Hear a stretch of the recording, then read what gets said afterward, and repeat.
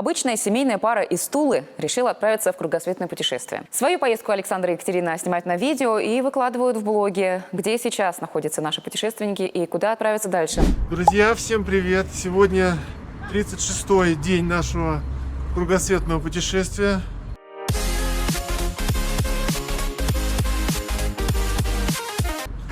Вчера была стрессовая ситуация. Как уже рассказывали, высадили нас в непонятном районе. Мы добирались с самых трущоб домой. Но, слава богу, все в порядке. Вообще никаких эксцессов не было. Сегодня мы просто гуляем по Ла-Пасу. Хотим заказать визитки нашего YouTube-канала. Наша визитка общую, как бы. Вот. Вот как раз первое место. Сейчас, может быть, зайдем, посмотрим, что здесь. В целом, пока новостей никаких, завтра мы отправляемся в июне в соляную пустыню. Пока так. Нашли мы типографию для печати визиток. Саша вот отправляет наш макет на WhatsApp. Посмотрите, что мы увидели возле нашей квартиры. Настоящая Нива. Как она попала в Боливию, непонятно. Это вот еще одно кафе, примерно в 10 минутах ходьбы от нашего дома, который нам посоветовал хозяин нашей квартиры. Сейчас оценим, если тут места есть свободные. В общем, простенькое кафе. Выбираем мы из двух вариантов. Я хочу говяжьи хвосты с разными там наполнительными, пюре, еще что-то. Стоит примерно 450 рублей порция. А у Кати что-то вегетарианское, но можно добавить еще дополнительно стейк из говядины. Или отбивную из говядины, да. Тоже будет стоить 85. Как обычно, принесли хлебобулочные изделия для старта. Сегодня это пирожочки. 2 пирожочка таких, да. Каким-то очень острым соусом нас предупредили.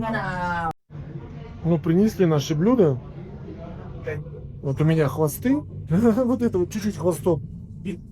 А вот у Кати отбивная. Да, говяжья отбивная и овощи.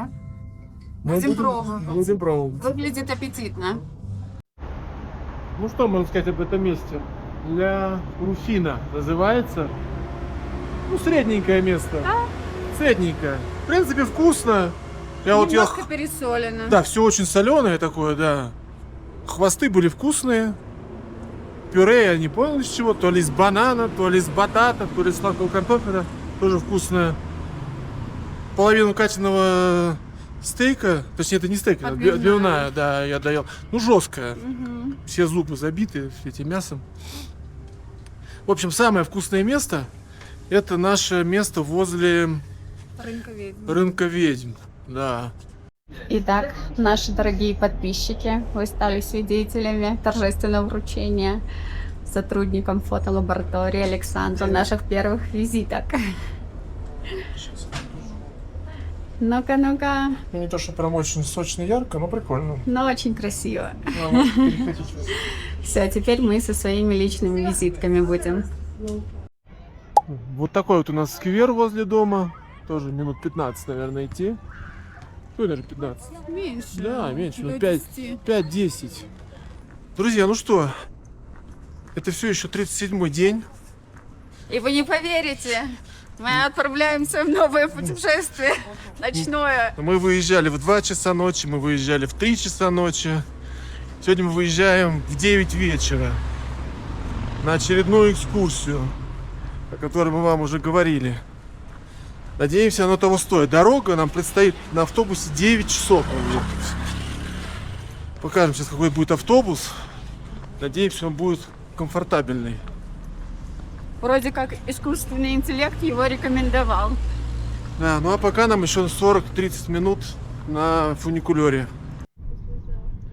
В итоге по непонятным причинам мы подошли к метро, а оно оказалось закрыто.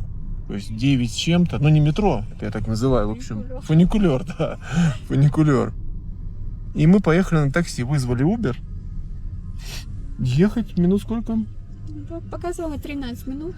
13-15 минут ехать, такси будет стоить 200 рублей. И вновь мы на автовокзале Ла-Пас. Только теперь уже поздно вечером. Маленький обзор на наши места. Плохо видно, но в общем комфортно. Даже пледы нам тут дают. Телевизор перед нами. Сейчас. Ну, векать. О, я сейчас подсвечу. Ну, вот так это выглядит. Да, ты разверни камеру, и там видно, что сиденья довольно-таки большие, Ну просторные. да, нет, все комфортно. И у нас хорошие места, вроде как мы сидим первые. Что, друзья, мы приехали в июне. Доброе утро. Доброе утро. Холод, мороз. Ехали в автобусе, все стекла были замерзшие. Какой-то Сани или Солар должен нас встретить. Ну, как обычно, никто нас не встречает. Ждем ответа от организаторов мероприятия. Вот такой у нас был автобус. Название компании написано. Панасур. Немножко старенький, но комфортный. И внутри было тепло. Так что, если вдруг будете выбирать, ну, можем рекомендовать эту компанию. Зашли погреться на вокзал, но тут вообще не теплее.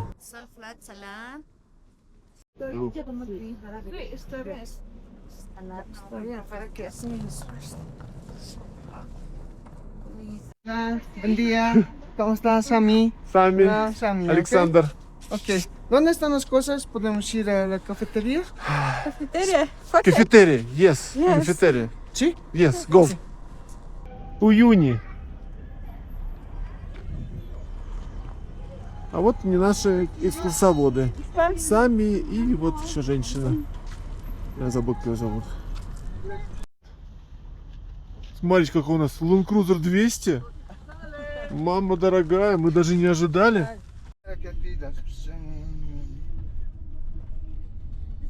В общем, привезли нас в кафе. Начало мероприятия в 10:30. А сейчас у нас время 7:30. Короче, 3 часа надо ждать. Ну, какие-то обогреватели стоят, более-менее тепло. Заказали яичницу, омлет и капучино. Будем ждать начала. Вот такой завтрак нам принесли. 2 капучино, как я говорил, омлет. И еще какой-то один омлет. Все это стоит примерно 500 рублей или где-то около $7. Сидим в кафе уже 2,5 часа. Есть такое ощущение, что там внутри даже холоднее, чем на улице. Вышел на солнышко погреться. В общем, вот что из себя представляет город Уюни. Везде стоят джипы, я так понимаю, это как раз основной бизнес. Возят туристов на Солончак. Раньше этот город был, если я не ошибаюсь, центром добычи соли. Вот первая наша остановка будет место с заброшенными поездами.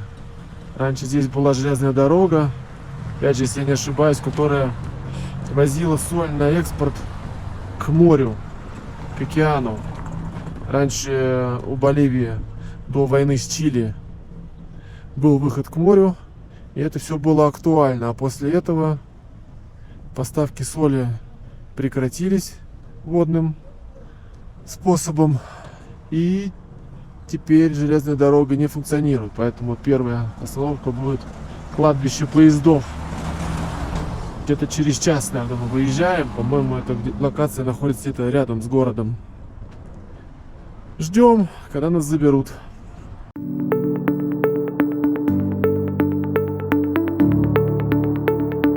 Друзья, вот первая остановка наша. То, о чем я говорил. Кладбище поездов. Видно, что стоят уже недавно, но и как бы и поезда, конечно, не современные. Попробуем на дроне пролететь над всем этим кладбищем.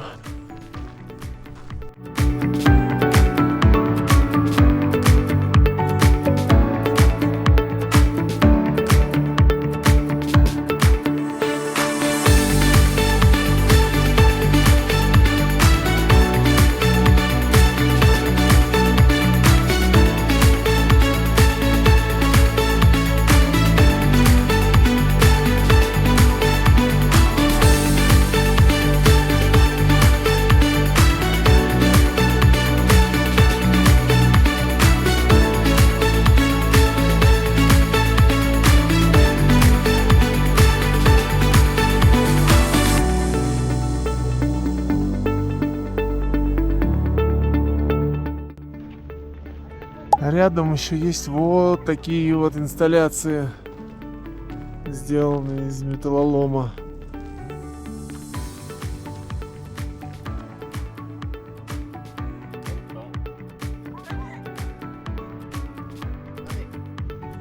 Вот такое количество машин приехало смотреть на это кладбище поездов. Дальше, я так понимаю, все едут на Солончак. Ну вот не хотелось бы, чтобы, да, прям скопление огромных людей было в каждой локации. Вот эта беленькая машинка наша, самая новенькая из всех. Всех Land-Cruiser 100, у нас 200.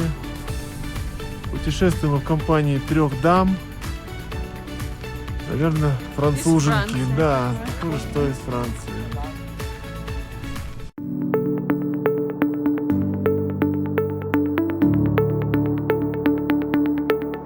Следующая остановка — поселок Кольчани. И вот торговля, как обычно.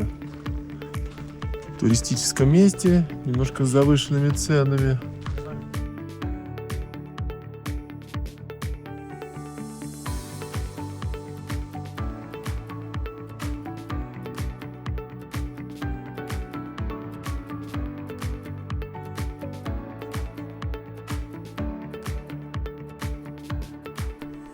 Друзья, ну вот, самое, наверное, главное место в Боливии, которое мы хотели посетить. И это не снег, и это не лед. Да, это Солончак Уюни. Самый большой солончак в мире. Мы еще не видели видео, как это все смотрится, но вживую это реально просто как будто снег. Кругом просто снег. Просто что-то невероятно красивое, завораживающее. Вот. Если верить фактам, то толщина вот этого вот соли достигает в центре до 10 метров. Завораживает. Да. Завораживает. Мы сейчас полетаем на дроне и вам все тоже покажем.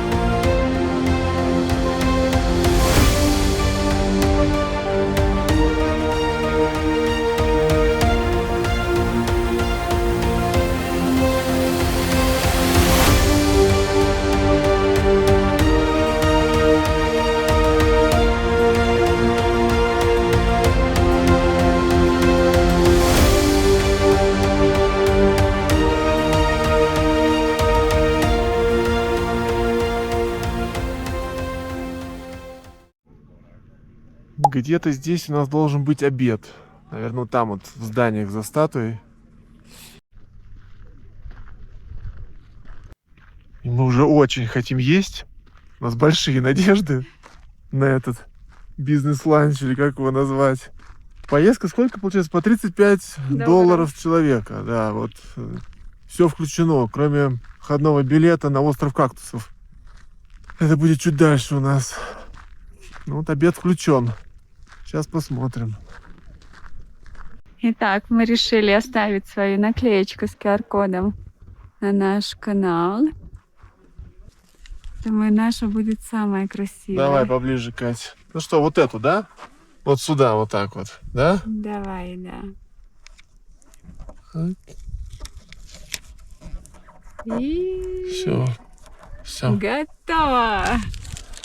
И обед у нас будет в ранее действующем соляном отеле.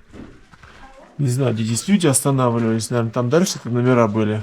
Но здесь все изготовлено из соли.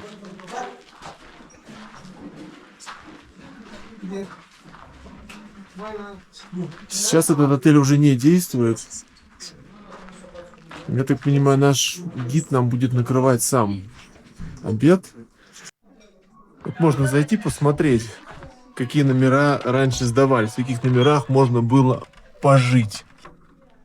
Помню, все сделано полностью из соли.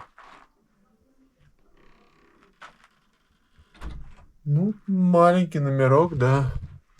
Но если облизнуть, это соль.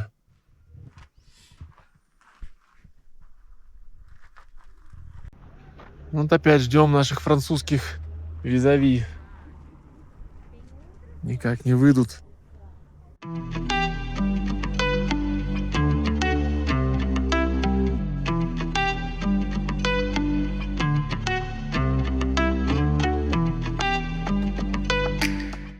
Наше следующее место это уголок растительности в этом мире безжизненности. Это остров Кактус. Гигантские кактусы. Как будто даже не настоящие. Сейчас мы пойдем поближе. Купил билетик и запишись в книгу почетных гостей. Ну, нам сказали, не все записываются, только вот важные люди. В общем, билетик сюда стоит 30 боливианов с человека. $2. $2.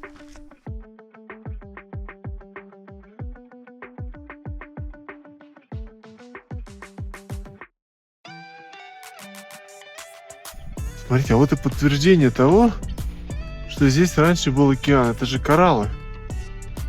Весь этот остров, он коралловый в прошлом.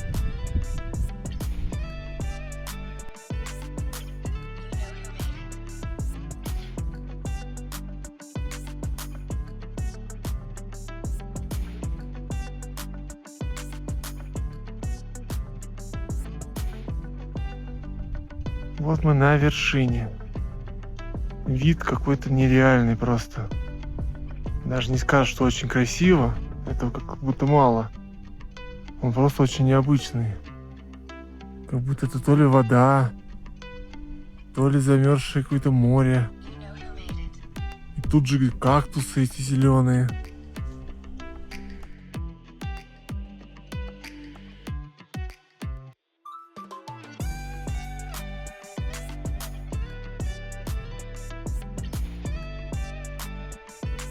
Если верить табличке, какая-то коралловая арка. О, тут прям реально можно представить, как это все было на морском дне. Как здесь плавали разные цветные рыбки. Ну это реально, смотри, как он правда коралловый риф. Ну что, друзья, место действительно потрясающее. Как будто на другой планете где-то находишься. Так. Если нам что-то действительно не нравится, то мы и говорим, ну такое. Можно поехать, можно не поехать. Здесь действительно стоит поехать. Очень необычно. Да, фотографии, ну, не знаю, мы видео сами еще не смотрели, фотографии получаются просто капец. Вот когда ты просто фотографируешь кактус огромный на этой горе с этими камнями на фоне этого белого бескрайнего, непонятно чего. В голову даже не приходит, что это километры соли. Но это, конечно, здорово. Если будете здесь, это место номер 1. Я не знаю, наверное, это даже круче Титикаки. Ну да. Титикака, ну озеро, да, ну с горы, ну красиво, ну залив там, ну самое там высокогорное. Ну такого, мне кажется, больше нигде не увидишь. Даже сама соляная пещера, она как бы, да, классно, супер, здорово. Но с этими гигантскими кактусами вместе, это что-то невероятное. Нас еще ждет закат в каком-то месте, где соляная вот эта гладь будет покрыта еще водой. И как я понимаю, как я себе это представляю, что закат должен будет отражаться в воде, то есть не будет понятно, где верх, где низ. Ну, короче, мы в предвкушении. Вот как получаются эти фото с динозавром.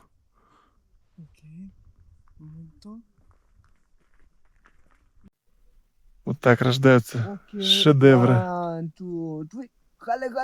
Тяни!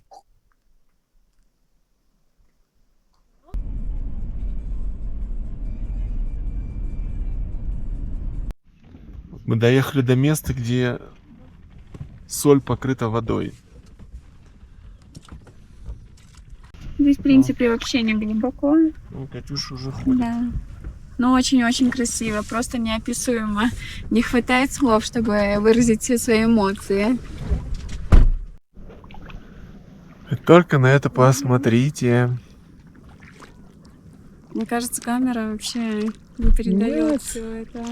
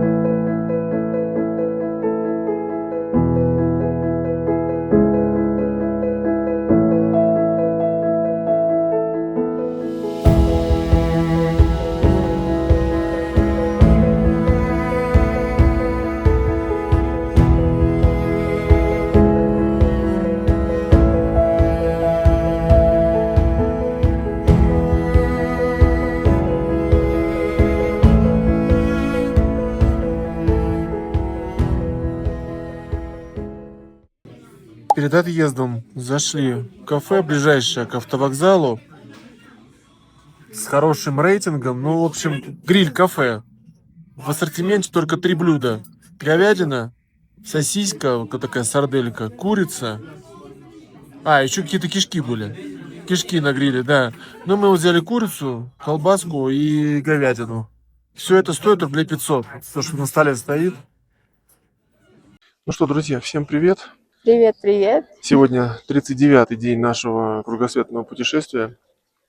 Мы сидим в аэропорту Ла-Паса, ждем свой рейс. В принципе, много мы вам что уже рассказали, как прошло наше приключение в этой стране, что мы увидели, что посмотрели, что понравилось, что не понравилось. Небольшие итоги.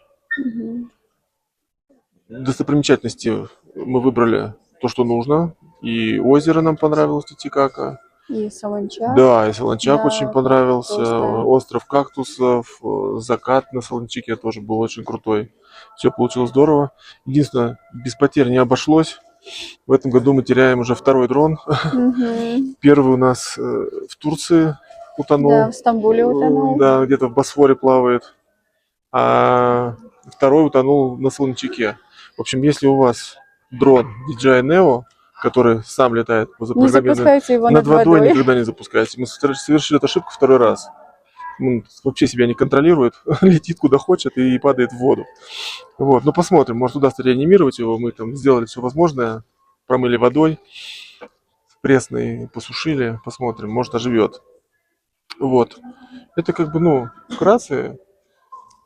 Повезло нам с жильем, очень хорошее жилье мы Да. сняли, тоже вы видели уже обзор. И недорого, и действительно достойно. Ну, холодно, как и везде. Я не знаю, наверное, нигде не бывает тут тепло уже. Ни в Боливии, Ни в Перу. Ни в Перу. Везде холодно. Постоянно. Постоянно в холоде находишься. Вот. Ну вот то, что радует, это действительно очень низкие цены на еду, на жилье относительно, на такси. Цены фантастические. Ну, я не знаю, если и курица, и мясо там стоит Да, по 100 по 100 рублей за рублей на килограмм. рынке, ну, это как вообще. Да, в ресторан пойти покушать на двоих за 1000. Дороже там, 1000 невозможно поесть. Ну, без алкоголя. Да, и Алкоголь это не ты можно будешь и сказать. рыбу, и стейки. Да. То есть в этом плане это какой-то рай. Я говорю, если бы еще не война с Чили и остался бы выход к морю, был бы вообще, наверное, идеальная страна. Мгм. Ну, возможно, тогда и цены были бы другие. Ну да. Вот. А нас ждет следующее место. Надеемся, потеплее. Да, там, наверное, в раза в 2-3, наверное, будет потеплее. Ну, посмотрим. Там были сложности у нас что-то с отелями. Пытались нас немножко обмануть. Ну, наверное, расскажем уже, может, это из этой страны уже непосредственно. А так все, всем пока. Наш До какой новых получается 39-й день нашего путешествия подходит к концу. Все, до завтра. В новой стране. Друзья, всем привет! Сегодня 40-й день нашего кругосветного путешествия. Сейчас мы находимся в городе Богота. Это Колумбия. У нас стыковочный рейс. Чтобы вы понимали, вылет следующего рейса в 7 часов, а примерно в 7:20 наш самолет только совершал посадку. Нам нужно было пройти досмотр, найти выход, добежать. Сейчас покажем, как мы бежали. Но вроде мы успели. Так что до встречи в следующей стране. Ну что, друзья, мы не улетели. По правилам авиакомпании мы не можем лететь без багажа, а наш багаж не успел на самолет. Следующий рейс, в который мы полетим, будет примерно через 6-7 часов. Нам дали ваучер на завтрак. Мы его отоварили в Бургер Кинг. Вот что мы получили. В 12 часов дня нам дадут еще один ваучер на обед. Ну, посмотрим сейчас, что будем делать. Может, пойдем в бизнес-зал. Пришли в бизнес-зал. Вот такой тут ассортимент. 2 вида супчика. 3 вида омлета. Панкейки. Напитки. Соки. Большой выбор фруктов. Ну, в принципе, все чуть-чуть овощей и ветчина. Ну, вот такая есть комната, можно поработать, посидеть. Это бизнес-зал авиакомпании «Авианка», как раз по вине которой мы здесь и очутились. Но нам бизнес-зал бесплатно они не предоставили. Хорошо, что у нас есть максимальный уровень на Trip.com, бриллиантовый, который позволяет нам посещать бизнес-залы. Вынужденный перерыв проводим с пользой. В этаже как раз Сингапур.